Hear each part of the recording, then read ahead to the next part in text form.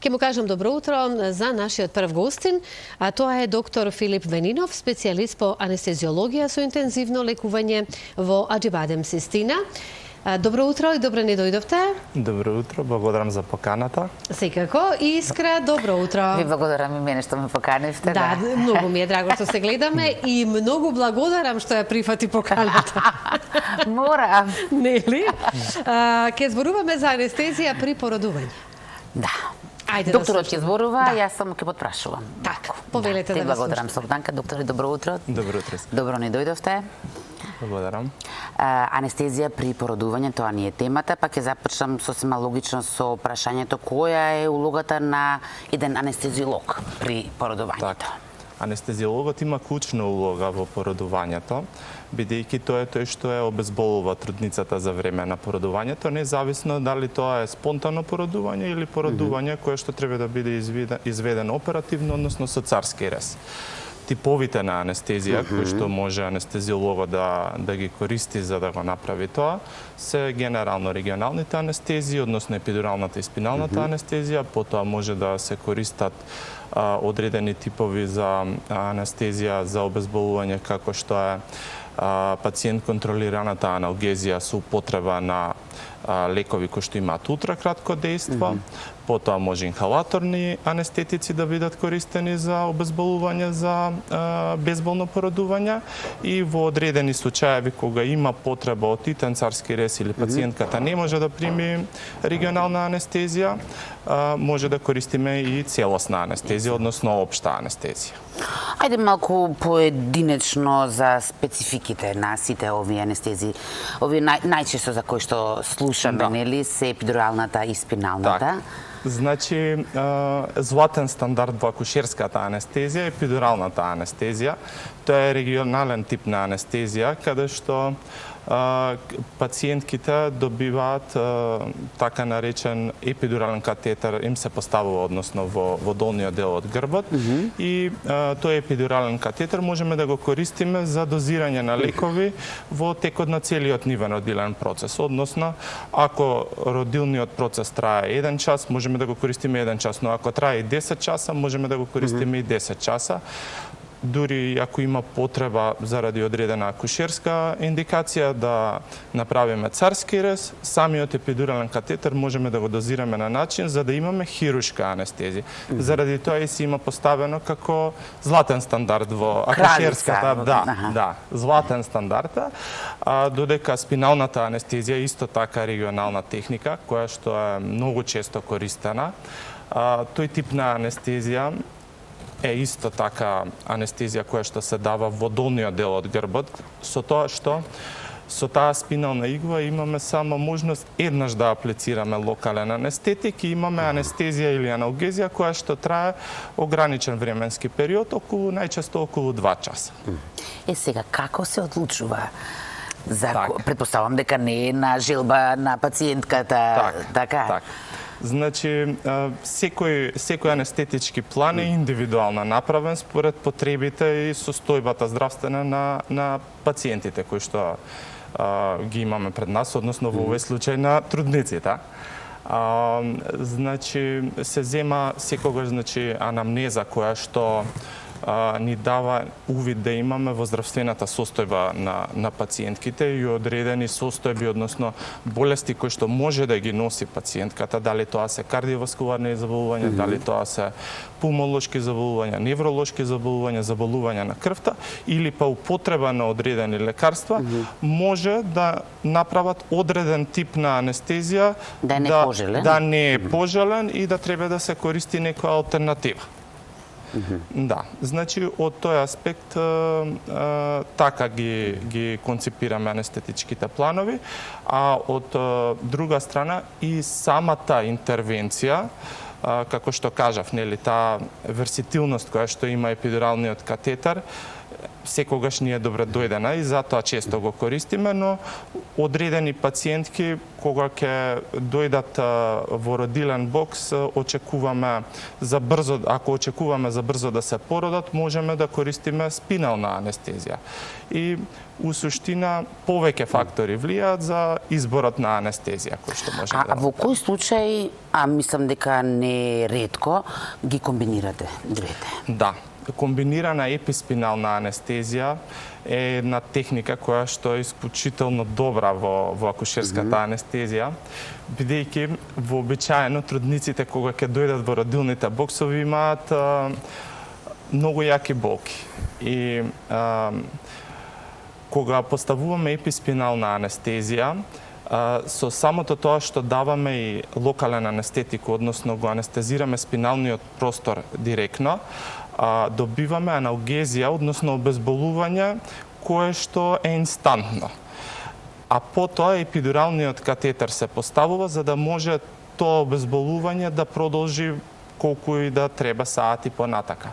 Значи, моментот на обезболување кое што настанува во истиот момент по аплицирање на анестетикот можеме да го имаме само кога аплицираме спинална анестезија. Кога даваме анестетици преку епидуралниот катетер во епидуралниот простор, аналгезијата почнува малце поодложено, значи по 15 минути, дури може и до 30 минути, и заради тој комодитет кој што сакаме да го постигнеме кај пациентките, знаеме да искористиме и така наречена комбинирана еписпинална анестезија.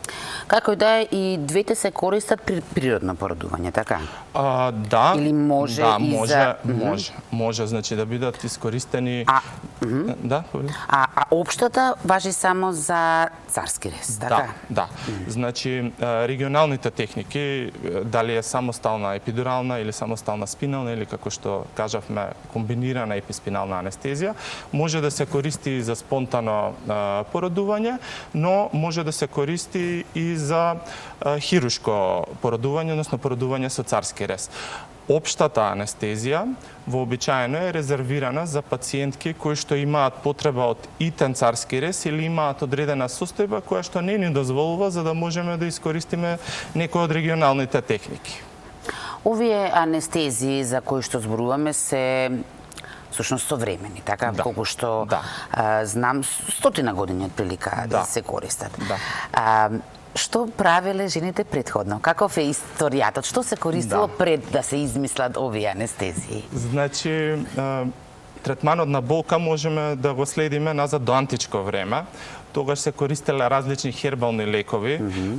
Тоа било општо за болка, но и трудниците знаеле да ги користат тие хербални лекови, како што е, например, опиумот. Тогаш бил многу актуелен за користење. А зората на акушерската анестезија и дестигматизацијата на тоа дека болката не е одвојлив дел од родилниот процес... Дека мора да се трпи? Да, дека у суштина не мора да се трпи, настанува во 19 век, кога у суштина кралицата Викторија го породила принцот Леополд и за време на нејзиниот родилен процес бил користен етер за да се обезболи. Да, за да се обезболи и да биде тоа многу поприфатливо. Модерната акушерска анестезија, односно почетоците на регионалната анестезија, на овој златен стандард што го споменуваме, епидурална анестезија, па и спиналната, е од почетокот на 20 век. Значи, тогаш доктор Агустин Биер почнал да истражува околу можноста за аплицирање на лекови во епидуралниот и во спиналниот простор и со тек на поминување на годините се софистицирале, значи, техниките кои што се користеле, се софистицирале исто така и лековите за до крај на 20 век да дојде до она сега што го имаме како златен стандард и како безбедна анестезија за трудниците. Инаку на почетокот кога почнале тие техники не биле воопшто прифатени и и всушност нивната широка примена почнува околу 1970 година, кога и за хирургија општа се користело, но секако и за акушерија. За разлика од почетокот, денес како се прифатени? Да речеме првенствено од страна на гинеколозите, како се прифатени овие анестезии? Па да, Дали топло им ги препорачуваат? Да. Значи, комодитетот на пациентката дефинитивно има позитивна улога во самото раѓање. Полесно е на целиот тим, предпоставувам. Полесно е на сите, значи, првенствено на пациентката. Самите пациентки се многу посоработливи кога не чувствуваат толку интензивна болка. И заради тоа дефинитивно гинеколозите и анестезиолозите имаат прифатено таа анестезија и топло ја препорачуваат, се разбира, во ситуации каде што треба. А каква е улогата и колкава на анестезиологот при тие подготовки, вербални, психолошки, дилеми, трилеми, дали да се примени некоја анестезија? Значи, улогата на анестезиологот, да кажам, значајна.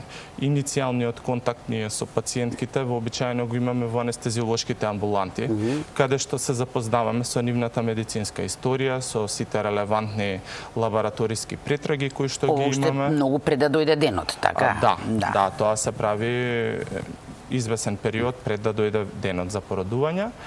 И со самото запознавање на историјатот медицински на пациентката, ние правиме и концепт за анестетички план. Тоа го разговараме секогаш со сите пациентки кои што ќе ни дојдат во анестезиолошките амбуланти и им го објаснуваме процесот и самата анестезија. Секако, ако имаат одредени прашања околу све тоа, им се одговараат тие прашања. Кои се најчестите прашања? НПП, најчесто поставуваните прашања? Па можам да издвојам дека најчесто поставувано прашање кое што го имаме во анестезиолошките амбуланти е дали анестезијата е безбедна. Добро, тоа и јас би ве прашала секако. Да. И што им одговарате? Па модерните анестезиолошки техники, односно епидуралната и спиналната анестезија, кои што се далеку најкористени во акушерската анестезија, независно дали за спонтано породување или породување со царски рез, се исклучително безбедни.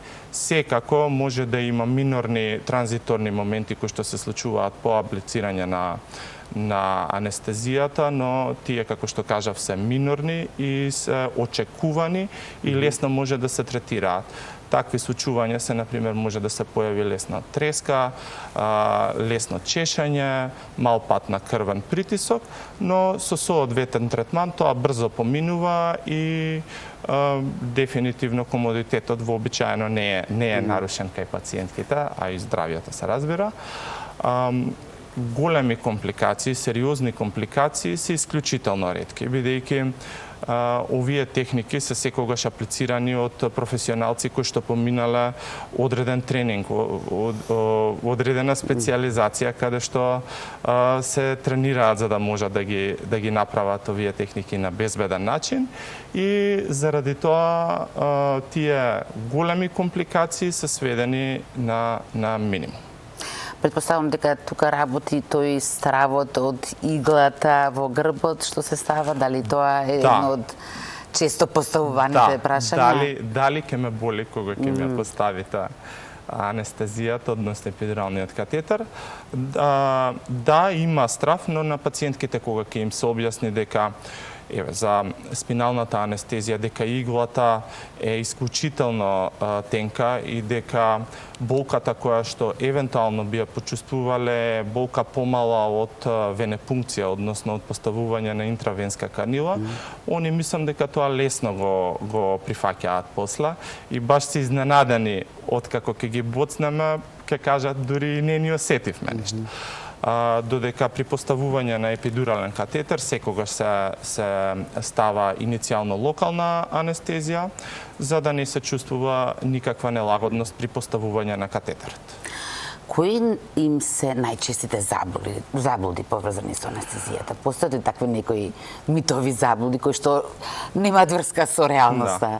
Па кај одредени трудници кои што веќе се породиле, знае да се појави одреден тип на долногрбна болка.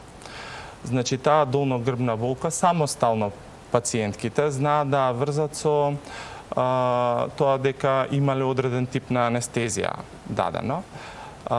И всушност студиите покажале дека таа долногрбна болка не е поврзана со анестезијата, туку е поврзана со промените кои што настанале во 9 месеци кога биле бремени. Значи, постуралните промени, промените на рветот и на крлицата, промените на мускулите во крличното дно, во долниот дел од грбот и во стомакот, откако ќе се породат, тие настапуваат на сцена и у суштина пациентките во тој момент може да почувствуваат некоја нелагодност која што е транзиторна и не е поврзана со анестезијата. Дури тие студии покажуваат дека кај пациентки кои што не била користена никаква анестезија, инциденцата на појава на долногрбна болка е и поголема него кај пациентките кои што била користена анестезија. Така да, тоа е една заблуда која што, мислам дека ја разјасни. Ајде, ако може, ако се надам дека ќе имаме доволно време, накос овака технички да не прошетате низ целиот процес. Кога сме повикани за да аплицираме анестезија, независно дали тоа е во оперативниот блок или во родилната сала, значи пациентките се поставуваат во седечка положба со релаксирани рамења и со глава свиткана кон гради. Се дезинфицира долниот дел од грбот, се одбележува местото каде што би ја аплицирале анестезијата и се во секој случај, независно дали епидурална или спинална, аплицираме локален анестетик за нелагодноста да биде минимална. Потоа се поставува епидуралниот катетер меѓу пршленските тела, тоа е вообичаено помеѓу третиот и четвртиот лумбален пршлен, значи во долниот дел од грбот, и се аплицира анестетикот потоа. Како знаете кога е вистинскиот момент да се Тоа е веројатно некој осет што се добива со тек на време, но секако тоа се слепи техники по кои што ние следиме одредени маркери. Значи, епидуралниот простор е простор со негативен притисок и всушност кога го поминуваме тој лигамент кој што ние пред епидуралниот простор, ние го осеќаме и тој негативен притисок исто така го осеќаме со шприцот со кој што ја водиме иглата за да стигнеме до него. Додека спиналниот простор се до моментот додека не добиеме цереброспинален ликвор, односно течност да не тече од иглата, не сме на правилното место. А што ако се закасни, да речеме, со анестезијата? Не може да се закасни. Не може да се закасни? Не може да се закасни, значи... Може да не фати? Може. И тогаш која е алтернативата? Може. Зависи во која ситуација се наоѓаме. Ако станува збор за породување спонтано, тогаш можеме и имаме епидурален катетер, можеме да направиме одредени манипулации на самиот епидурален катетер, да пробаме да го подобриме блокот и ултимативно ако немаме успешна анестезија, можеме да направиме втор обид за поставување на епидурален катетер. Значи, тоа е едната страна. Другата страна е кај пациентки кои што имаме потреба од хируршка анестезија, односно од изведување на царски рез, а не ни е соодветен блокот, иако тоа е исклучително ретко, можеме да дадеме некаков тип на интравенска седација, аналгезија или да дадеме општа анестезија. Па, доктор, јас мислам дека денес се научивме веќе. Многу ви благодарам на оваа едукација. За самиот крај би ве прашала кое е вашето незаборавно искуство, да речеме, момент од сите овие интервенции? Така, значи, акушерската анестезиологија е уникатна во тоа што се грижиме и за мајката и за бебето истовремено. И кога све добро ќе заврши, мајката за прв пат ќе си го види своето новороденче, ќе го прегрне и ќе го бакне, мислам дека тие моменти остануваат во сеќавање. И секогаш ново и ново... Да, не е еден момент, туку е колаж на сочување кој што стварно емотивно делуваат, мислам дека на сите во просторот кој што се мисли. Одлично, многу ви благодарам и се надевам повторно ќе не дојдете. Совданка? Благодарам и јас, ви посакувам секое добро и се разбира и љубав ден. Благодарам.